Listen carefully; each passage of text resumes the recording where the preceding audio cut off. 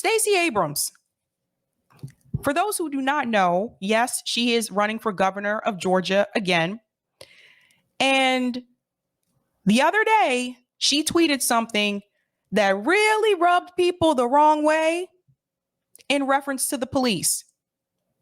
Let's go ahead and look at it. So this is Stacey Abrams, guys. She says law enforcement are often paid less than a living wage, and that is wrong. We must raise the pay for officers and address violent crime as we work to build community trust and foster law enforcement accountability. So here is Stacey Abrams calling for us to fund the police. Stacey Abrams. People didn't like this too much. People weren't trying to feel it. She goes on. Law enforcement in urban, suburban, and rural areas across Georgia struggle with staffing shortages that put communities at risk. You know, that's interesting, Stacey, because I would argue, especially some of the footage that I've seen about the way police handle residents in Georgia, especially Atlanta, I would argue that the police actually put people in those communities at risk. But I digress. She goes on to say, higher officer pay will lead to better officer recruitment, better officer retention, better community interactions, and a safer Georgia. So let me ask you a question, Stacey. When you say here, higher officer pay will lead to better officer recruitment, are you admitting that the officers that you have are not good? Did anybody catch that? Better officer recruitment. Another thing I want to point out in this tweet, she says it will also lead to better officer retention, better community interactions, and a safer Georgia. No. What will lead to better community interactions, especially with those police officers, is having police officers that live in the community police the community. Because oftentimes that's not what happens. Most of the time, you have officers that come into these communities, especially Black neighborhoods. They don't live there. They don't know the people in the community. They don't understand the struggles of the people in the community. And they're the ones that come in and over police. And they don't create a safer community when you do that. That makes the people in the community not really like you and not want to be around you. And I've seen it firsthand. Again, for those of you who don't know, I was born in Baltimore. I lived there for 2 years. Since my parents were military, I moved around a lot. But my extended family is still in Baltimore. And I can tell you, based on what I've seen, especially in the city, the police that come into those neighborhoods do not live there. They over police and they treat people as suspects first. They hit people, police brutality. They plant drugs on people. You should look up the history of Baltimore police and you should see how many complaints they have. They act first and then they ask questions later. That's based on what I've seen. So Stacey Abrams, I want to make this very clear to you because I saw the Democratic Party, they really tried to pump her up when she ran last time. Stacey Abrams is not your friend. And I'm saying this to everybody, but I'm especially saying this to the Black community. Stacey Abrams is not your friend. See, the Democratic Party wants you to think she's your friend because she's Black like you. She's not. Stacey will sell you out in a minute. She goes on. Here's how I plan to do this. Raise base salary for state officers to $50K a year.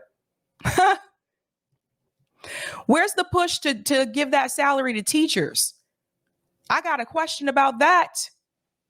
Where's the push to give that salary to teachers in Georgia? Provide grants in localities to support increased salary for local law enforcement. Secure mental health support for law enforcement. You're going to secure mental health support for people in the neighborhood? What about the people who are not cops? Everybody should have mental health support. You're going to preference the law enforcement. Where's the mental health support for the Black families that have been traumatized by the police? Where's that mental health support, Stacey? She's also going to invest in expanded training and collaborative support. So is Stacey Abrams admitting that they don't have enough training and these are the people that you're putting out into the field? We must also address the erosion of trust in law enforcement in our communities. Most officers strive to do their best, but those who commit misconduct must be held accountable. But Stacey, the system that's in place allows those who commit misconduct to not be held accountable. So how do you expect the people in the community to trust the law enforcement when the system that you have in place is not holding them accountable? Maybe you should address the system.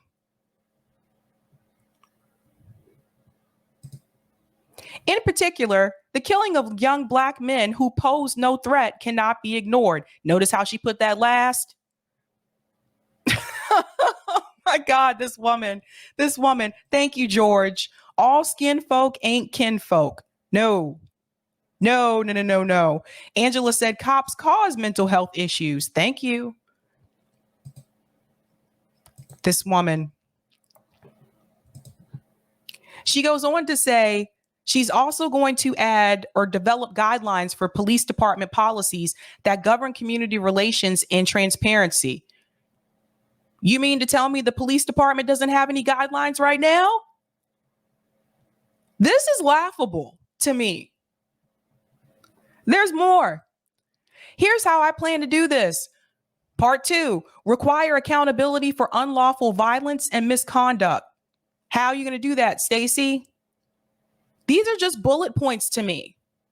Provide and maintain a statewide database of officers dismissed for violation of standards to help other law enforcement agencies make informed hiring decisions. You mean to tell me they don't do a background check before they hire them? This is Stacey Abrams saying the quiet part out loud. So you mean to tell me these police departments just hire officers and they don't do a background check on them? If they've been released from another police department, they don't contact that police department to see why they were released? This is some of the problems that we have with the system. This woman, she's like Jim Clyburn of Georgia. Now watch this. By making smart choices with our budget and enacting smart policy, we can build one Georgia with safe, thriving communities, and we can do so without raising taxes. And how did you know she was going to connect this to her campaign? Read my full plan here. She's laughable to me. Now, Stacey put out that tweet and people started to ask questions. Why is she bringing this up? Where is this coming from, Stacey? Let me show you where it's coming from. So as I mentioned, she's running for governor again. Apparently, Stacey Abrams has been attacked by her opponent for supporting defund the police. Now, I don't remember Stacey Abrams supporting defund the police, but she has already received an attack from her Republican opponent who won last time, who beat her in the governor race in Georgia. And let me show you how she chose to respond. This is not a good sign. Stacey Abrams pushes for raising police pay amid attack she wants to defund. You see how this goes? This woman cannot be trusted.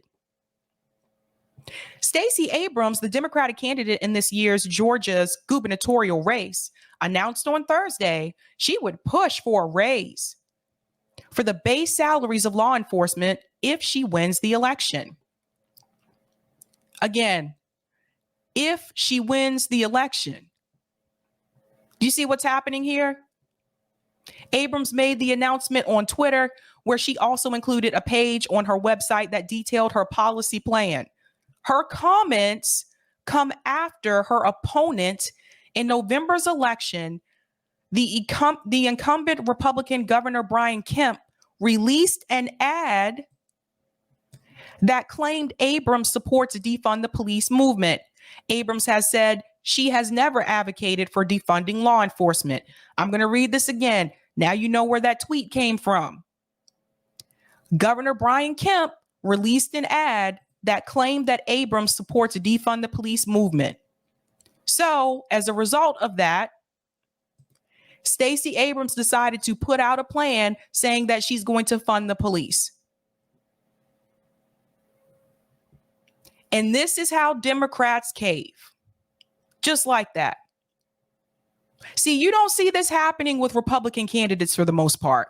It's Democrats that do this. Joe Biden did it.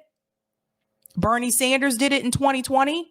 This is what they do. They start getting these attack ads and then they say, oh, let me pull back. Let me be a little bit more moderate.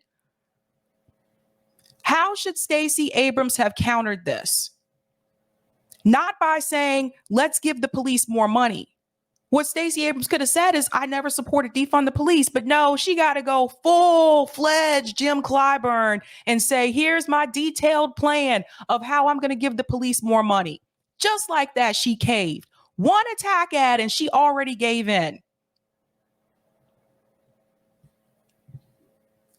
This is someone that the Democratic Party is heavily pushing. She's their golden ticket. If she loses again, I am going to laugh. Because again, these Democrat candidates, they keep thinking that the way they should win is by moving more and more to the center or more and more to the right, instead of talking about the needs for the everyday people. Stacey Abrams knows how Black communities, especially in Georgia, feel about the police.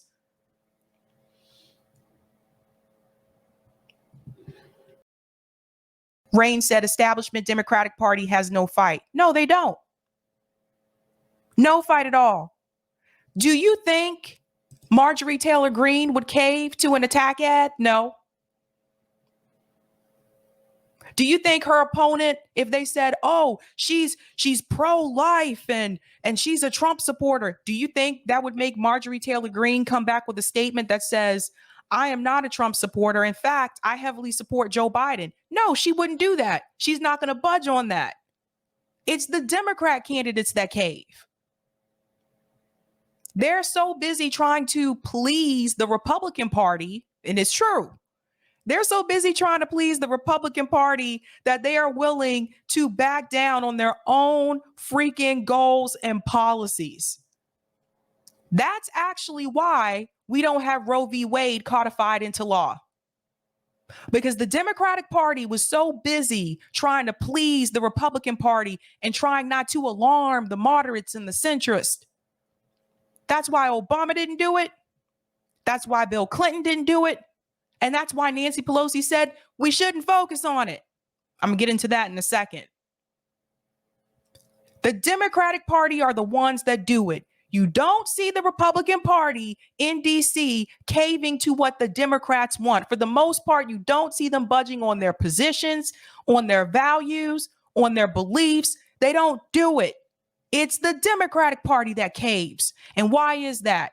Because both of those parties are right wing. That's why you never see the Republican Party move to the left. It's the Democrat Party that moves to the right. And just like that, you can do the cha-cha slide. Slide to the left. Slide to the right. Crisscross. Reverse. Everybody clap your hands. I'm going to go to some of these comments. Gamer says Stacey Abrams is a neo-lib clown. She is. I want people to stop saying that she's progressive because I'm seeing it on Twitter. She's not. She is Democrat establishment to the T. Thank you for this super chat as well. FFS, Stacey Abrams, you and Pelosi Democrats are the epitome of out of touchness, especially for an African-American politician. Shill. Def MX says Stacey is trying to be DeSantis VP in 2024. Oh my God. Thank you for the super chat, Megan. Why do they always back down, double down, or move out of the way? Because they're just as much to the right. They have no guts. They have no balls. Like, I hate to say it that way, but they don't. Jared says it's the same donors. They both compete for the same oligarchs. That is true. Remember, I've showed you guys that. Rodrigo, Sabby, have you considered that now Stacey is a millionaire? She wants more police. Scared we'll come for her money. That could be a possibility as well. Yeah, thank you for mentioning that, Rodrigo. I don't know if everyone is aware of that, but yes, Stacey Abrams is a millionaire now. She wasn't before. Funny how that changed.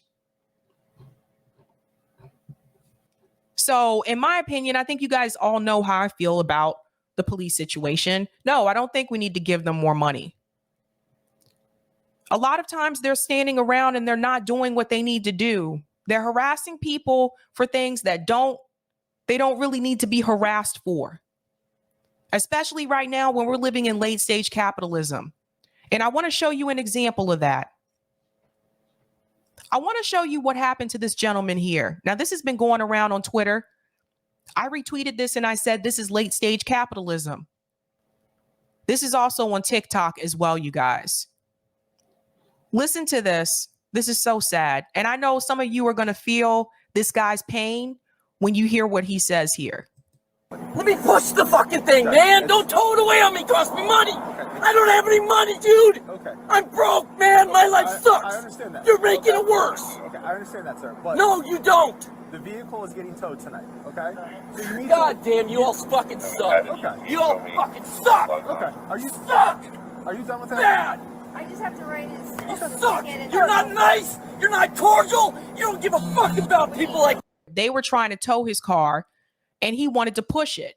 For those who don't know, if you've never had your car towed, I had to have my car towed twice, actually. Once because it broke down, and another time because something happened with the tire and I didn't have a spare tire, but that's a whole different story. Anyway, when your car is towed, that costs money. It's expensive because you have to pay. They're probably going to give him a ticket. So you have to pay for the ticket, and then you have to get a ride to the tow truck place, wherever they took your car to, and then you have to pay to get your car back. You're looking at a couple of $100. I'm just going to tell you from experience. But how many of you listening to this story have felt this type of pain?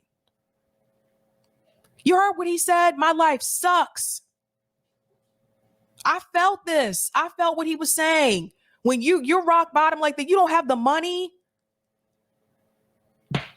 He could have been able to call a friend. They could have let him call a friend and say, hey, can you help me get the car?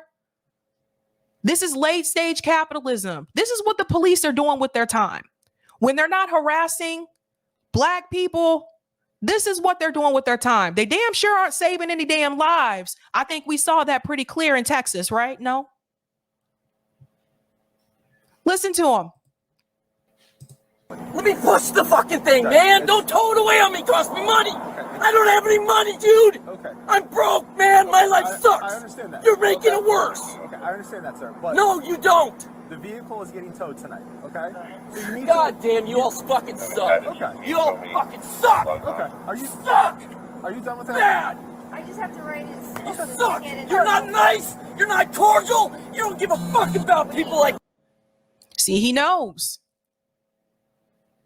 Of course, the police officer is saying, I understand. Nah, do they? Do they really understand? I'd beg to differ. I felt sorry for that gentleman. Like I said, I know I've been there. I've been there. They could have let him go.